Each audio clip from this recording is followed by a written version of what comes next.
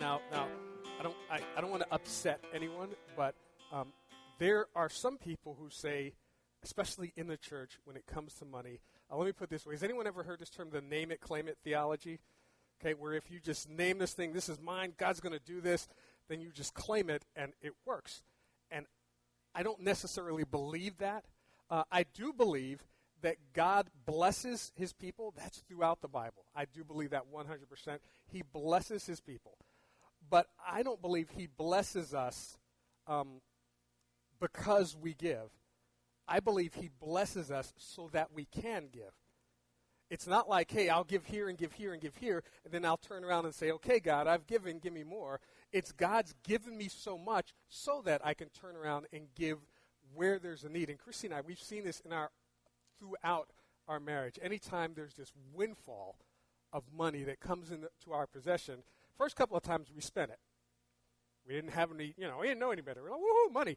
But we learned that when it comes into our possession, somehow a need somewhere arose where what we were blessed with was just the right amount to help meet this need. So we have learned that when God blesses us, hold on to it, because it's not necessarily for us. It's for us to use to either bless God or bless the lives of other people. And because of our human differences in how we want to understand things and what we determine as giving, like because we focus on finances and we take away from the spiritual gifts, there are people who God has given these miraculous gifts and they're not being used because somebody told them, no, God doesn't heal people anymore. Imagine, if you will, wow, there's a lot of movie references, but any of you guys see Indiana Jones and the Raiders of the Lost Ark? And remember how at the end they took the ark and they put it in a big warehouse, which is where we believe it is today, a big warehouse in Washington, D.C.? That's what it's like. God has given us these spiritual gifts, but we're just sitting them in a big warehouse. We're not using them. They're just going to waste. But if we were using them, generously giving our gifts, the world would be such a different place. All right, so let me wrap this up. So God gives us our gifts of time, which we definitely should be generous with because it is extremely valuable. He gives us the gift of spiritual gifts, our skills and talents. And there's a lot of people that have gifts that doesn't even make sense to them, but they're not using it to bless God and bless the lives of others. There are people with musical gifts. There are people with preaching and teaching gifts. There are people with administrative gifts. There are people with cooking gifts, even though you won't find that in the Bible. There are people who just throw stuff in a pan, and voila, it looks like it came from the Food Channel. And you could be doing that to help others. Doesn't mean you have to go out and feed 100 people, just to bring that and help someone to say, hey, I know you're in need, here's a meal. So he gives us time, he gives us talents, but the one that most people focus on, and in my opinion, the least important, is he gives us treasure. God does bless us with financial gifts. Now, here's the thing. Again, I'm not trying to minimize money. Money is important. It's what it makes our world go round right now. Without money, we wouldn't be able to do any of the things that we do. But way too many congregations, I'm just talking about the church, focus on money. And right now, if you were to assess the congregations just in the United States, literally property, assets, money, hundreds of billions of dollars.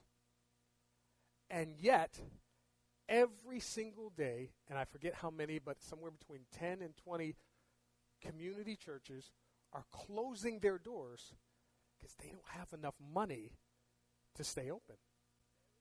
We don't get to assess how much money we have. Our worth and our value. You guys know how the stock market rises and changes and all that stuff. You know how the price of the dollar or the price of the yen or the price of the euro rises and falls because it's assessed that it's now worth this and it's now worth that. And when we were doing the money talk with the Rush Youth Group, here's what we found. Right? I'm not going to put the verse up there, but in 1 Kings chapter 10, verse 14, it says that Solomon's annual salary was 666 talents of gold. Now, he also had silver, bronze, and at one point it says he had so much silver that it became worthless. There was just way too much silver. But he also had sheep coming in, wood, grain, wine, all kind of stuff. But just gold, 666 talents, and we figured this out, that if we were figuring it out today, that in 2013, November, it would be based on a talent is, I think, 25 tons. You multiply that times 25 times the price of silver. At that time, it was 1,200 and something. $997 million in change. Actually, it was $997,600,000 per year just in gold.